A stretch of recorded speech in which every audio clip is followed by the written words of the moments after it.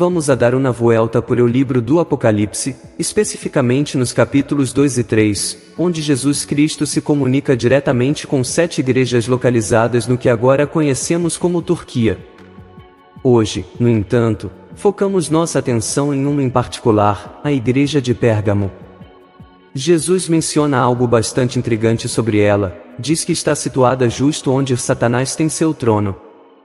Então, vamos mergulhar na mensagem dirigida a essa igreja, que se encontrava no coração da morada de Satanás.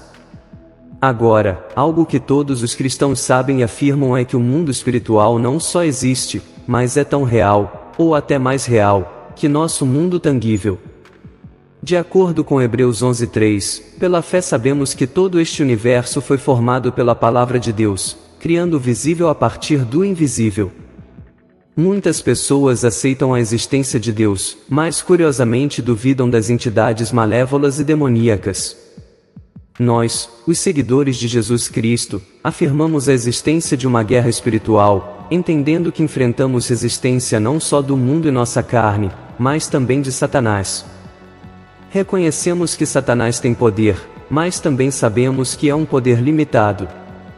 Por exemplo, ao contrário de Deus, Satanás não pode estar em todos os lugares ao mesmo tempo, nem sabe tudo. Dependendo de sua legião de demônios, busca realizar sua malévola vontade. É importante mencionar, tal como fazendo Efésios 6:12, que nossa luta não é contra seres humanos, mas contra forças espirituais de maldade que operam no plano celestial. E embora Satanás e seu exército operem a nível mundial, há certos lugares onde sua presença e domínio são particularmente fortes, caracterizados por práticas pagãs e idolatria. Um exemplo ressonante é a antiga cidade de Pérgamo, a qual Jesus Cristo mesmo apontou como a localização do trono de Satanás. O capítulo 2 versículo 12 do Apocalipse, nos dá uma mensagem para a igreja de Pérgamo, mostrando que Jesus conhecia muito bem os desafios de se situar em uma cidade onde se encontrava o epicentro do poder de Satanás. Não só isso, mas também reconheceu a lealdade da igreja, mesmo quando enfrentaram a morte de seu fiel testemunho, Antipas. No entanto, nem tudo são elogios. Jesus também tem críticas e advertências para eles, indicando que há quem entre eles retém ensinamentos corruptos e se deixem arrastar ao pecado. O chamado aqui é ao arrependimento e à resistência firme contra essas doutrinas falsas. Além disso, há uma promessa de vitória e recompensa para aqueles que superarem e permanecerem fiéis, simbolizada por um manjar celestial e uma pedra branca com um novo nome gravado nela, que somente o receptor entenderá. Embora a igreja em Pérgamo estivesse em um lugar de forte atividade espiritual maligna, era consciente da guerra espiritual que se travava. Jesus não estava apenas dizendo que Satanás estava presente na cidade, mas que Pérgamo era o núcleo de seu poder. E isso, tanto o Senhor quanto provavelmente os crentes em Pérgamo, eram dolorosamente conscientes. A localização do trono de Satanás em Pérgamo simboliza um lugar onde se podia exercer uma influência diabólica palpável na região através da adoração a ídolos e a indulgência em prazeres sensuais. Satanás, com um controle palpável sobre Pérgamo, mergulhou a região numa espessura de maldade e decadência. Através das obras e vidas das pessoas, ele reinava, dotando a cidade de sabedoria, conhecimento, prosperidade, poder, entretenimento e cura. Mas em troca, os cidadãos, embriagados por esses favores, adoravam a Satanás. Mas onde exatamente se encontrava essa cidade de Pérgamo?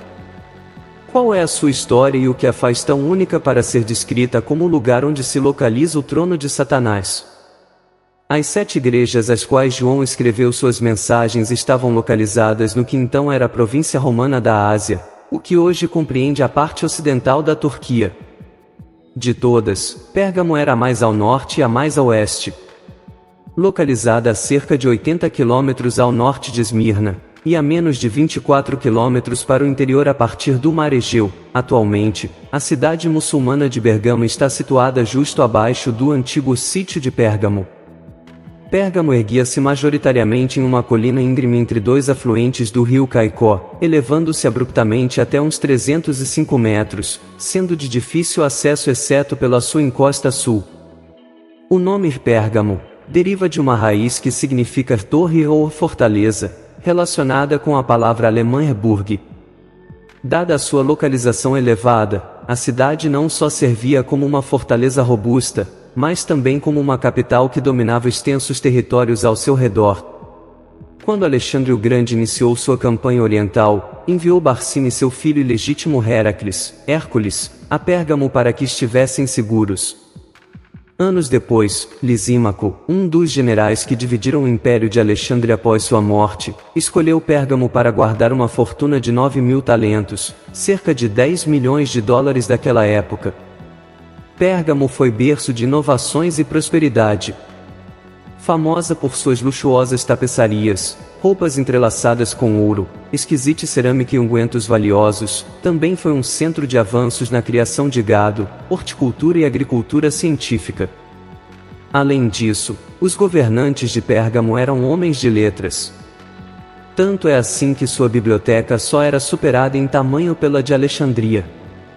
Disse que Ptolomeu V do Egito temia tanto que sua biblioteca em Alexandria fosse eclipsada pela de Pérgamo que impôs uma proibição sobre o papiro. No entanto, isso impulsionou uma bênção para Pérgamo quando um cidadão inventou o pergaminho, um material de escrita que leva seu nome e que é considerado superior. Pérgamo, com seus 200.000 pergaminhos, era também vista como a guardiã do estilo de vida e do culto grego. Um dos muitos deuses gregos que eram adorados na cidade se destacava entre os demais, continuando a estela de decadência e maldade que Jesus denunciou em suas mensagens à igreja situada ali. O grande altar de Zeus, estabelecido em Pérgamo, projetava uma imponente silhueta contra o céu, enraizado sobre a Acrópole. Este monumental altar parecia um trono majestoso, erigido com sólidas colunas e um friso, ilustrando a batalha entre os gigantes e os deuses da mitologia grega. O altar, parcialmente reconstruído, reside agora no Museu de Pérgamo em Berlim, um testemunho da influência que a cidade tinha em seu tempo, com seus laços na antiga adoração pagã. Por outro lado, o templo curativo dedicado a Asclépio, o deus da medicina, destacava-se nos arredores da cidade de Pérgamo, onde numerosas pessoas peregrinavam em busca de cura através de técnicas principalmente baseadas na superstição e na magia. A serpente, um símbolo do deus Asclépio, perdura hoje em dia como um emblema global da medicina e das farmácias, uma ironia considerando suas origens pagãs. Além disso, Pérgamo ganhou notoriedade como a primeira cidade da Ásia a adotar abertamente o culto imperial, venerando o imperador e tornando-se a sede principal desta prática. Com um templo dedicado a Roma e Augusto já desde o ano 29 a.C., e sendo a primeira cidade a erigir uma estátua ao imperador romano, Pérgamo construiu 3 templos adicionais para honrar os Césares, Otávio Augusto, Trajano e Severo. O culto ao imperador tornou-se uma medida da lealdade a Roma, e recusar participar era sinônimo de traição, o que poderia resultar em execução. Os cristãos em Pérgamo enfrentaram adversidades implacáveis, já que se esperava que participassem em festivais em honra aos deuses e consumissem carne oferecida aos ídolos. Recusar-se a fazê-lo poderia resultar em ostracismo social e perda de meios para ganhar a vida, ameaçando assim seu sustento e o de suas famílias. Mesmo assim, a igreja em Pérgamo sustentou o nome do Senhor e não renunciou à sua fé. O Senhor, em suas mensagens à igreja, afirmou: "Mas retens meu nome e não negaste minha fé." Nem mesmo nos dias em que Antipas, meu testemunho fiel, foi morto entre vós, onde mora Satanás. Apesar das árduas circunstâncias, a igreja manteve uma fidelidade que não vacilou mesmo diante da perseguição e morte de seus próprios membros, como Antipas. A designação do Senhor Antipas como meu testemunho fiel é poderosa e imensamente significativa.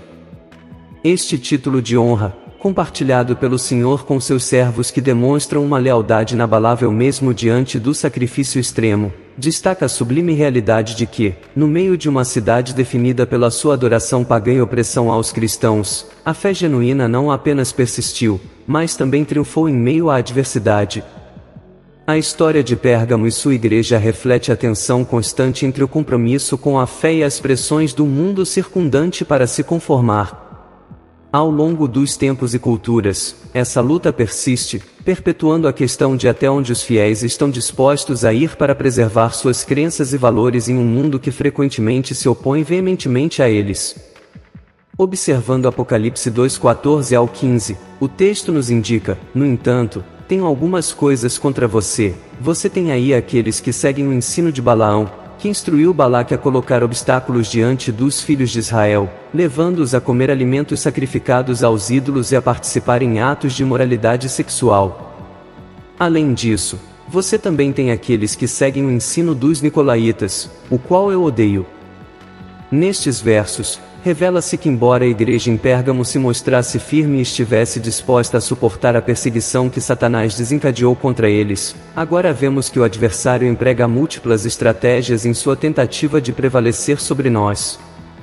Satanás implantou contra a igreja de Pérgamo uma estratégia detalhada no Antigo Testamento, mais precisamente em Números 31:15, onde a Escritura nos diz que Moisés perguntou: por que vocês deixaram todas as mulheres vivas? Foram elas, sob o conselho de Balaão, que induziram os israelitas à infidelidade ao Senhor no episódio de Peor, o que causou uma praga entre a congregação do Senhor. Balaão instruiu Balaque a usar mulheres para fazer os israelitas caírem, já que no capítulo 23 de Números, Balaque não conseguiu fazer Balaão amaldiçoar Israel.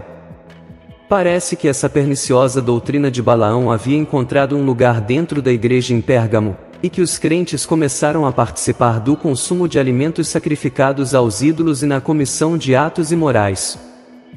Naquela época, os rituais em honra aos deuses pagãos frequentemente incluíam banquetes onde se serviam animais que tinham sido sacrificados previamente à divindade pagã, bem como festividades onde se promovia a imoralidade sexual. Optar por não participar nesses eventos equivalia a isolar-se de quase todas as atividades sociais, o que era condenado pelos não convertidos. Assim, a pressão para se adaptar às práticas sociais dos não crentes era intensa. Perante esta situação, é provável que alguns membros da igreja em Pérgamo sugerissem se moldar às práticas pagãs para evitar a perseguição, ou argumentassem que para se aproximarem deles e proclamar o Evangelho, era necessário fazer algumas concessões. Ou simplesmente, poderiam ter usado o raciocínio de que era necessário se adaptar aos tempos em mudança, de uma maneira que muitos cristãos, de fato, tendem a fazer hoje em dia. A narrativa bíblica também menciona que a igreja de Pérgamo mantinha o ensino dos nicolaítas, o qual o Senhor Jesus Cristo abominava. Quanto à natureza exata do ensino ou das obras dos nicolaítas, não temos certeza. Alguns estudiosos da Bíblia sugerem que essa doutrina errônea foi promovida por Nicolau, que foi um dos primeiros 7 diáconos da igreja primitiva, conforme encontrado em Atos 6. No entanto, não podemos afirmar com certeza se isso é correto. O que podemos ver é que mais uma vez, um ensino incorreto leva a uma prática errada e também que o ensino incorreto é uma das principais armas de Satanás contra a igreja. Nos versículos finais, Jesus Cristo, após exortar a igreja de Pérgamo, os chama ao arrependimento e promete uma recompensa de autoridade a todos os que vencerem. Com este estudo bíblico, observamos que Satanás tinha um trono em Pérgamo, operando através das ações e vidas das pessoas. Assim, chegamos ao final desta análise. Gostaríamos de saber seus pensamentos sobre a cidade de Pérgamo e este interessante trecho das Escrituras. Deixe sua opinião nos comentários. Despedimo-nos por agora, mas nos veremos em um próximo vídeo onde continuaremos explorando e descobrindo mais da rica e profunda Palavra de Deus. Até a próxima, e que Deus te abençoe.